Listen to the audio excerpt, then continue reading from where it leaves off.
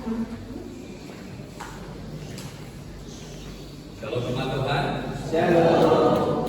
Syukur malam hari ini kita bisa menikmati waktu bersama dengan Tuhan melalui pujian dan firman Tuhan. Setelah kita akan sama-sama mendengar firman Tuhan, mari kita sebelumnya kita bersatu dalam. Bapa di dalam surga, kami bersyukur boleh ada di rumahmu sampai detik ini. Bersyukur semuanya. Kau sungguh mengantarkan seluruh kami di dalam segala kesibukan, di dalam segala aktivitas dan tantangan. Kau kumpulkan kami bersama-sama untuk bersatu, untuk bersyukur kepada, untuk mendengar seruan, untuk mendengar tuntunan. Biarlah sungguh Tuhan waktu-waktu ini kami pakai oleh hanya berfokus kepada Tuhan. Pakai hamba yang terbatas ini, yang lemah, yang berdosa ini, Tuhan yang layakan, sehingga sungguh firman boleh tersampaikan dan kami boleh bersama-sama bertumbuh di dalam firman. Dalam nama Yesus Kristus kami berdoa dan bersyukur. Amin. Ya. Sungguh melihat seluruh jemaat dan Bapak Ibu sekalian boleh hadir bersama-sama dengan kita semua ya. Ada rombongan dari DJ. Ya, terima kasih kehadirannya. Ya, kiranya Tuhan memberkati. Tidak bisa banyak berkata-kata ya. Mari kita agak grogi memang.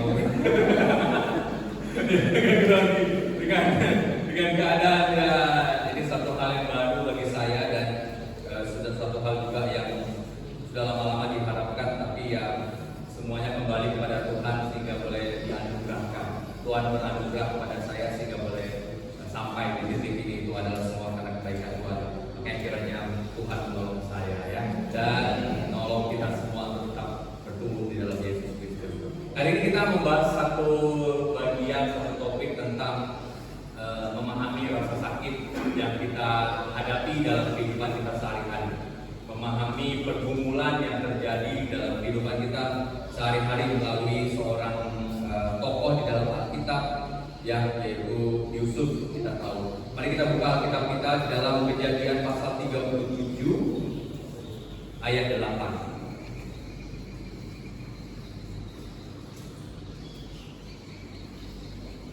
Kejadian 37 ayat 8.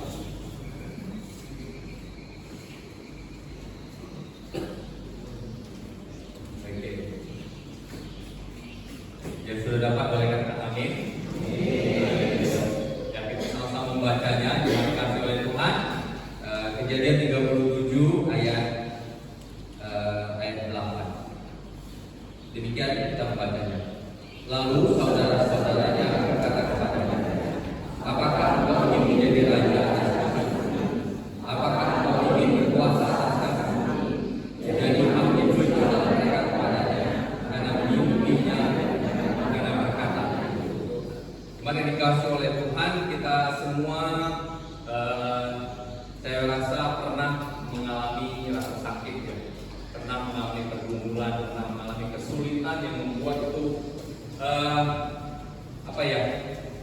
nggak nyaman gitu hari-hari ini, nggak enak, nggak bisa menikmati, penuh dengan tangisan, penuh dengan duka, penuh dengan kekecewaan hari demi hari. Nah, saya kira kita sebagai seorang percaya kita boleh melihat ya, boleh merenungkan. Sebenarnya di balik rasa sakit kita ada sesuatu hal yang Tuhan mau nyatakan, ada sesuatu hal yang Tuhan ingin tunjukkan kepada kita semua. Selama ini mungkin kita menganggap rasa sakit itu adalah sebuah kebencian Tuhan atau kemarahan Tuhan terjadi dalam kehidupan kita, atau kita menganggap bahwa rasa sakit yang kita alami itu adalah sebuah ketidakadilan semata-mata. Tapi tidak tidak bagi seorang Kristen di mana dikasih oleh Tuhan. Ya, kita boleh melihat bagaimana Yusuf meresponi rasa sakit yang dia alami, kekecewaan yang dia alami, pengkhianatan yang dia alami. Kita boleh melihat bagaimana Yusuf meresponi itu semua. Dari teks yang kita baca tadi itu dengan jelas menunjukkan bahwa saudara-saudaranya saja, orang-orang yang terdekatnya saja itu tidak suka dengan Yusuf. Kenapa? Karena dia merasa bahwa dia dari mimpinya, bahwa dia menjadi seorang yang jauh lebih hebat, yang jauh lebih berkuasa, yang jauh lebih dahsyat daripada abang-abangnya, daripada abang-abangnya. Semua saudaranya tidak suka dengan pandangan itu, dengan perkataan itu. Bahkan terakhir-akhirnya pun orang tuanya nggak suka. Kenapa lu? Kok kamu lancang sekali? Masa orang tuamu bisa sujud menyembah kamu gitu? Ya, bisa sujud menyembah kamu. Tapi ya itu rasa kesal mungkin dari orang tuanya. Tetapi saudara-saudaranya sendiri itu karena bencinya, karena cemburunya, karena nggak sukanya dengan Yusuf, akhirnya apa? Dia dijual untuk menjadi budak. Dia dijual untuk menjadi orang yang terlantar di negeri entah berantah. Mau dibuang, dia dicampakkan oleh keluarganya, oleh saudara-saudaranya. Betapa menyedihkannya keadaan seperti ini. Betapa menyakitkannya keadaan seperti ini. Orang yang terdekat, orang yang paling kita sayang seharusnya, orang yang seharusnya kita harapkan bisa mengasihi kita, mengayomi kita, mendampingi kita, tapi justru malah sebaliknya mengkhianati kita, menyakiti kita, menghancurkan kita. Bapak Ibu bayangkan betapa sakitnya kehidupan seperti itu. Betapa hancurnya kalau kita menghadapi peristiwa yang dialami seperti Yusuf. Ya. Akhir-akhir ini banyak yang bercerita dengan berbagai pergumulan yang dihadapi di tengah-tengah keluarga, di tengah-tengah saudara, di tengah-tengah pekerjaan, di tengah-tengah pertemanan. Saya rindu kita menyaksikan bersama-sama apa arti semua ini gitu. Rasa sakit yang kita hadapi, kekecewaan yang kita hadapi, kesedihan yang kita hadapi, apa artinya sehingga Tuhan mengizinkan itu semua terjadi di dalam kehidupan kita pribadi demi pribadi. Kalau kita ingat dari kisah Yusuf ini, ya, kalau dari kisah Yusuf ini, setelah dia dijual, setelah dia dicampakkan, apa yang terjadi dengan Yusuf? Dia sampai ke Mesir, betul? Saya percaya kita semua sebagian sudah dengar cerita tentang Yusuf. Ya, dia sampai ke Mesir, kemudian dia dipenjara, kemudian dia karena dia bisa dipercaya, karena dia bisa menjadi orang yang sangat rajin, karena dia bisa menjadi orang yang memanfaatkan kesempatan. Apa yang terjadi dengan Yusuf? Dia pada akhirnya diangkat menjadi raja atas Mesir, wakilnya Bapak Ibu, kaki tangannya Firaun lah pada saat itu. Bayangkan Bapak Ibu saudara sekalian, segala hal kesakitan, penderitaan, kekecewaan yang dialami oleh Yusuf, dibuang, dicampakkan, dipenjarakan, bahkan diuji dia, semuanya untuk apa? Semuanya pada akhirnya adalah membawa dia semakin ke proses, semakin ke tempat yang semakin tinggi. Dia pada akhirnya menjadi raja, menjadi kaki tangan menjadi orang yang begitu berkuasa di Mesir pada saat itu. Itu artinya apa? Itu artinya apa kalau kita bisa pahami bersama-sama? Kesakitan yang kita rasakan, duka yang kita rasakan, kekecewaan yang kita rasakan, sebenarnya itu sedang menempa kita untuk menjadi pribadi yang semakin berkualitas. Amin. Pribadi yang semakin hebat, pribadi yang semakin kuat, pribadi yang semakin berserah kepada Tuhan. Bukan pribadi yang hanya melihat diri sendiri, aku bisanya apa, aku nggak bisa apa-apa, aku nggak punya apa-apa. Tetapi menjadi pribadi yang melihat kepada Tuhan, yang melihat kepada salib, yang maha kuasa, yang dahsyat, yang hebat. Bapak Ibu saudara-saudara sekalian, itu artinya dari rasa sakit yang kita alami, itu artinya dari kekecewaan yang kita alami. Artinya apa? Tuhan sedang membentuk kita menjadi pribadi yang berkualitas, menjadi pribadi yang hebat, menjadi pribadi yang bertumbuh, yang tidak hidup hanya dengan pemikiran-pemikiran lama, hanya dengan pemikiran-pemikiran yang masalah, yang akhirnya membuat kita hancur berantakan. Bapak Ibu saudara-saudara sekalian, hari ini ya kita boleh melihat satu kisah melalui Yusuf. Saya mau gambarkannya dengan satu hal contoh yang sederhana. Saya tahu Bapak Ibu mungkin pernah lihat kerang ya, kerang yang ada yang segini, ada yang segini. Kerang itu menghasilkan mutiara. Kalau kita lihat, kerang itu menghasilkan mutiara. Bapak Ibu, penyebab dari menghasilkan mutiara, kerang yang menghasilkan mutiara itu adalah karena ada apa? Karena ada pasir masuk ke dalam kerang itu. Masuk ke dalam kerang itu membuat apa? Membuat ada sesuatu hal tubuhnya ya. Tubuhnya itu memproduksi enzim-enzim apa yang membentuk akhirnya mengeras, melapisi pasir yang menyakiti dia. Melapisi, akhirnya pasir itu dilapisi oleh enzim-enzim itu, akhirnya terbentuklah yang namanya mutiara. Pasir itu sakit nggak bagi kerang? Itu sakit sekali. Itu nggak nyaman sekali, itu nggak enak sekali. Itu merusak kenyamanan dia. Ya, pasir itu. Tapi karena ada pasir itu, akhirnya apa? Tubuhnya merespon ini sehingga mengeluarkan enzim. Akhirnya pasir itu terlapisi, sehingga muncullah di dalam kerang itu yang namanya mutiara. Yang awalnya kalau kerang dipajak, ada yang kerja dipajak, boleh saya tahu bukan kerjanya mungkin ya usahanya dipajak. Kalau boleh tahu berapa 1 kilo kerang? Berapa? 25.000. 25.000 1 kilo ya. Puji Tuhan ya, 25.000.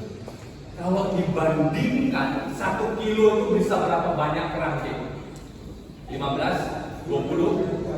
Hah? 15 biji yang kayak itu 1 kilo. Harganya 25.000. Dibandingkan kerang yang 1 biji, tapi di dalamnya ada mutiara. Berapa nilainya? Berapa nilainya? Berapa ya? Ayah pernah beli mutiara kayaknya. Berapa kira-kira nilainya?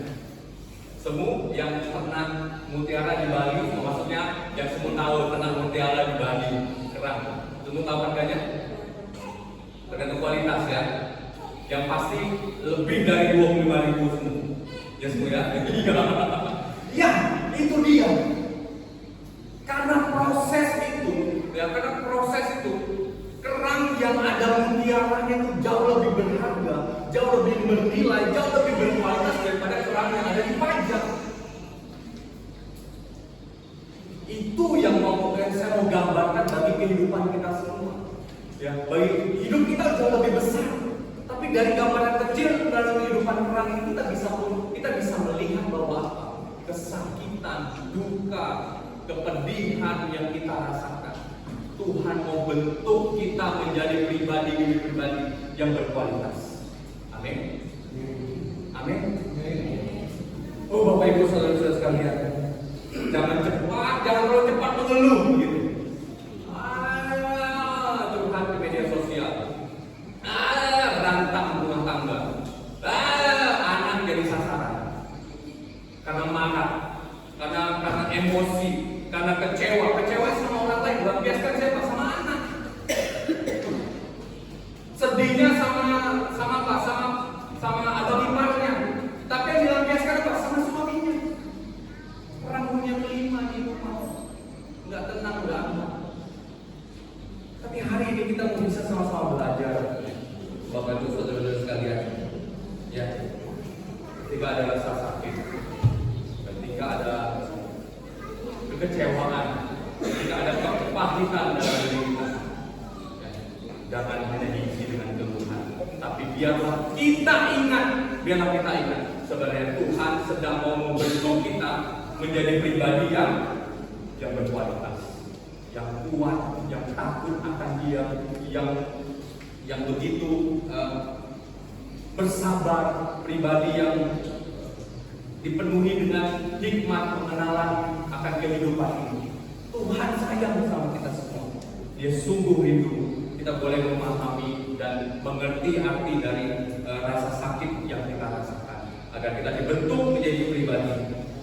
berkualitas, Bapak Ibu, saudara-saudara sekalian. Ya, mari kita buka kitab kita dalam 1 Petrus pasal 5 ayat 7. 1 Petrus pasal 5 ayat 7.